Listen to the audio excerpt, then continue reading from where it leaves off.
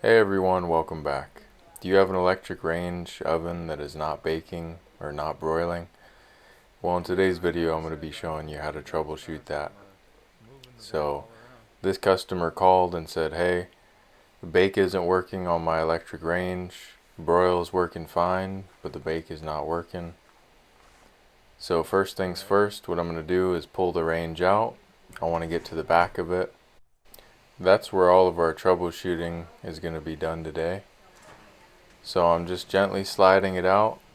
I didn't have to use the slide on this one just because it came out really easily and the floor wasn't super delicate. Sometimes when the floor is super delicate, I'll use a slide to put it on.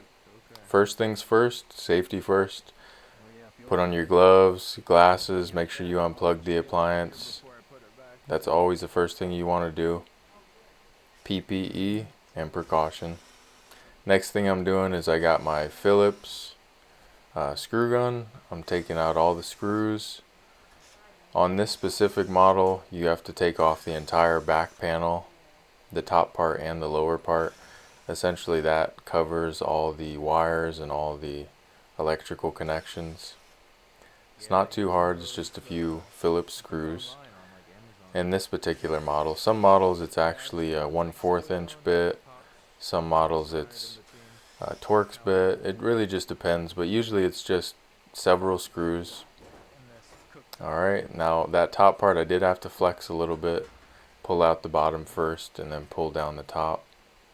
I was a little bit curious about that burn looking mark or discoloration, but that's pretty common on these ranges. Next thing I'm doing right there, I just checked to make sure that the connections were tight. As you can see, it's pretty dirty back there too. I found some paring knives. I handed that to the customer. She said she's been looking for those. Alright, now that I got the back off safely, I'm going to plug it back in. I like to unplug it when I take the back off just in case I accidentally touch that sheet metal backing to one of the connection points because they're very close together, only maybe like a centimeter apart. Next thing we're going to do, get our multimeter out and we're going to start checking some voltage. First thing I'm going to do is check essentially at the wall outlet but on the other side of the cable. This specific voltmeter, for some reason it'll just start beeping if you start checking voltage too quickly after you turn it on. So as you can see there, I'm checking L1 and L2. I've got 240. Then I'm checking L1 to neutral and L2 to neutral, making sure I have 120 on each side. Then I even go that extra mile, make sure it's properly grounded. I check neutral to ground, make sure I have no voltage. So everything checks out with the outlet voltage from the house voltage. I got 240. Now what I'm doing is essentially pushing back some of that insulation on the bake element connectors. And I'm taking off one side, kind of bending it so that way it doesn't fling back and ground out against the cabinet. Plugging it back in. What I'm going to do now is put it in a bake. I'm going to go ahead and hit bake, 350, start. Essentially what I'm doing is just getting it into the bake mode so that the computer will tell the bake element to heat up, so it'll start sending voltage to it. And I disconnected it so that way I could isolate each leg. So you can see I go from one leg to ground, I got 120. I go to the other leg to ground, got 120. And then I go both sides together and I got 240.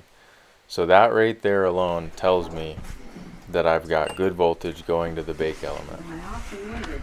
I'm going ahead and canceling the bake, unplugging it. Don't worry, I'll let you go. And now what I'm doing is I'm going to check the resistance of the once bake I'm done. element. Because now I know I've got good voltage going to it. So let me check the bake element, ohm it out, see if it's open or it's shorted. And as you can already see, it's open. I go ahead and check. Yep, I like to, I'm one of those people I like to double, triple check. So I go ahead and check it again. Now what I'm doing is I'm actually checking the broil. So you're getting a 2-for-1 in this video. I'm checking the broil element, ohming it out, as you can see, it's ohming out. So that one's closed, that one's good. Reconnecting the broil element. I'm doing that triple check, checking that bake element one last time. It's still open, of course. So as of right now, we know definitively we have a bad bake element. We have voltage, good voltage coming into the range, good voltage going to the bake element when it's in a bake, and then we have an open bake element. So we know we need to replace that bake element. So essentially what I'm going to have to do is I'm going to have to order that bake element, come back, put it in. Right now I'm buttoning up the back of it. I unplugged it again. Like I said, I prefer to err on the side of caution. I like to have it plugged back in so that way I don't accidentally ground anything out. I don't accidentally create sparks, because I have before. So I'm just putting it on the screws. The customer's like, hey, you mind if I get back there? I'm like, oh yeah, don't you worry. I'll let you get back here. Let me tell you, when I come, it don't matter what time of year it is. It's spring cleaning. Because when I get there, I start moving things that haven't been moved in years. This customer said this range hadn't been moved in, I think 18 years, she said. Now what I'm doing, the last part, is I'm just visually inspecting the bake element. Sometimes what you'll see is like a blown out spot, or like a very corroded looking melted spot, but on this particular one I didn't see anything, so I'm just moving that out of her way, letting her get back there. She's a sweet older woman, very nice, and I'm grateful to be able to do that for her. Alright, well thanks again. I appreciate you guys for watching, and shout out to all my new subscribers. I appreciate you. Later.